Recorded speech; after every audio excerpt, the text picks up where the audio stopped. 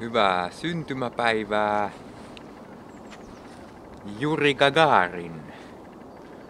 Mutta ehkä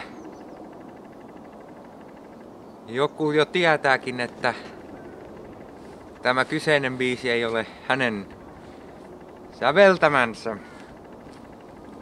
Mutta niin legendaarinen ukko, että nyt me soitettiin vähän tuollaista musiikkia. Juu, ja sehän kuulemma, en tiedä onko totta vai tarua, mutta tämä kyseinen kaverihan pystyi kuulemma nukahtamaan silleen niinku, ihan niinku, missä, miten vaan, ihan missä vaan. Jossa niinku 5 sekunnissa. Vaikka istualteen tai jotain. Kylmähermonen ukko. Ja homoksikin sitä on sanottu, mutta en mä kyllä oikein. Aika outoa. Ei uskois. No. En mä tiedä. Toi taisi olla joku. En mä tiedä. En mä jaksanut lukea sitä koko artikkeli. Mut joo, nyt tehdäänkin tahalteen joo pitkä, koska me mennään vähän katsomaan, miten se uppautuu tuolla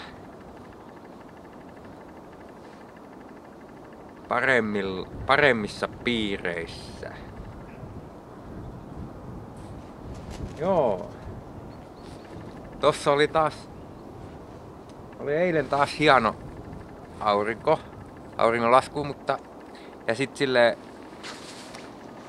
laitetaanpas kamera siihen hyvin paikalle. Kaikki on oikein, etsitään semmoista hyvää paikkaa, että se tulisi tähän se aurinko, että se olisi niinku silleen hienosti.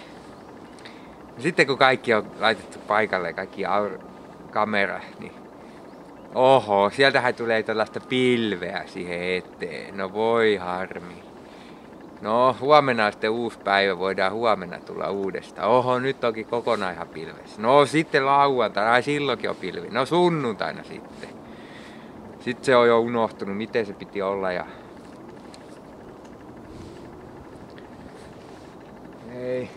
ei se luonto, ei. Ja sitä edellisen päivänä se kirjaston pohtimisvideo. No kyllä nyt ihan hyvä on, mutta tai sellainen, tuli se aurinko siihen, mutta sitä ennen, joku 15 minuuttia, niin oli vielä parempi. Mutta oho, sieltä tulee joku hiihtäjä siihen häsläämään jotain. Pitää venaa, että se menee siitä pois. Vittu, sehän menee niin saatana hitaasti. Varmaan 10 minuuttia kestääkö ottaa jotkut sukset tuolta autosta. Miten voi olla niin hidas ihminen? Ja sit se on jo liian alhaalla se aurinko. Aina. Se on siis jotenkin tosi vaikea aina tehdä niinku se aurinko. Sit se ei kauan oo siinä hyvässä kohtaa tossa jossain. Jossain tossa. Moikka.